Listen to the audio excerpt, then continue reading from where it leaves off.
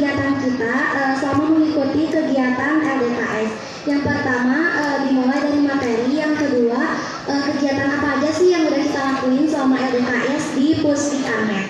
Untuk materi yang pertama kita ada pengenalan dari kakak-kakak Taruna Akmil.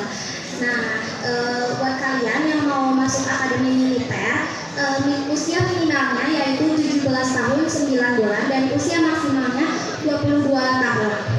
Akademi Militer itu sendiri bertempat di Magelang, Jawa Tengah. Dan itu ada 3 pangkat, yaitu Tamtama, Bintara, dan Perwira.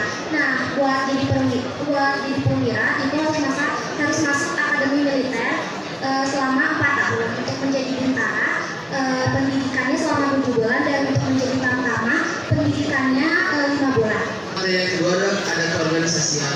Organisasi adalah perkumpulan orang atau lobby yang memiliki tujuan tertentu. Syarat organisasi yaitu tujuan, aturan, fungsi, dan anggota. Nah, untuk materi yang ketiga yaitu pelatihan dasar kepemimpinan dan wawasan kebangsaan. Pemimpin adalah orang yang memimpin kelompok 2 orang atau lebih, baik organisasi maupun keluarga. Seorang pemimpin harus memiliki fleksibilitas agar bisa memecahkan masalah dimanapun. Setelah itu ada untuk wawasan kebangsaan, yaitu wawasan kebangsaan merupakan pandangan yang dimiliki oleh bangsa Indonesia mengenai identitas dan tanah airnya. Nah, untuk materi selanjutnya yaitu semangat bela negara. Contoh semangat bela negara yaitu mentaati semua peraturan perundang-undangan, taat membayar pajak, dengan ikhlas mengikuti upacara bendera, dan menjaga kelestarian bangsa. Dan selama kami pelatihan, kami diajarkan sangat disiplin dari mulai bangun tidur, makan, beribadah, sampai tidur lagi sangat tepat waktu. Seharian kegiatan kami sangat penuh, apalagi no gadget. Ternyata kita bisa tidak memegang HP seharian jika kegiatan kita ada kegiatan positif. Nah, kita tuh di sana harus sudah bangun jam 4 pagi dan baris di luar barak atau asrama. Kita tuh harus sudah baris untuk melaksanakan sholat subuh berjamaah di masjid. Lalu dilanjut dengan kegiatan olahraga hingga jam 6 pagi. Dari jam 6 pagi kita melakukan pembersihan hanya 36 menit. Dan setelah itu melaksanakan apel pagi.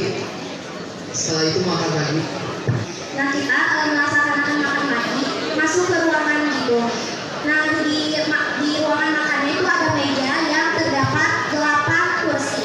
Nah, kita tuh gak boleh duduk dulu kalau misalkan di meja itu tuh full ada 8 orang. Jadi kita tunggu dulu di pinggiran kursinya untuk menunggu 8 orang penuh. Dan saat makan itu kita harus dalam posisi tegap sempurna. Dan makanan yang menghampiri kita, bukan kita yang menghampiri makanan. Nah, setelah makan kita melakukan apel pagi di lapangan kita.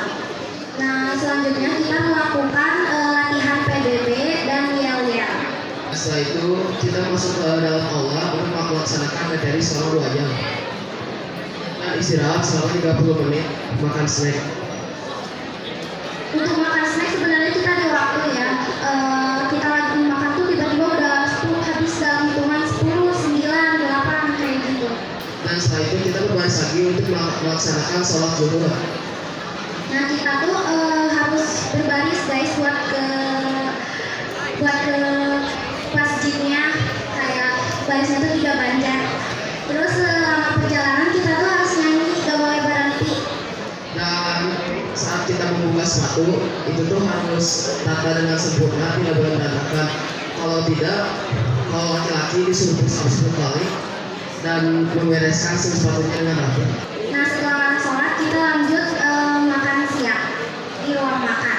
Setelah itu materi dilanjutkan dengan sholat asar. Nah, setelah sholat asar kita melakukan pelatihan yel-yel lagi dan melakukan pembersihan 30 menit. 30 menit itu dari barak kembali ke barak lagi, jadi bukan mandinya aja gitu. Jadi benar-benar diatur kita di sana. Dan setelah itu ada pengecekan PPUPD atau lemari. Nah, jadi kita tuh di asrama itu ada lemari. Itu tuh benar-benar diatur kayak baju seragam harus gimana, sepatu gimana, ransel gimana, tempat duduk gimana. Nah, itu kita tuh dicek kalau misalkan udah rapi kita dihukum. Dan lemarinya itu harus bersih, kinclong, tidak boleh ada debu. Kalau tidak, disuruh make upin pakai debu.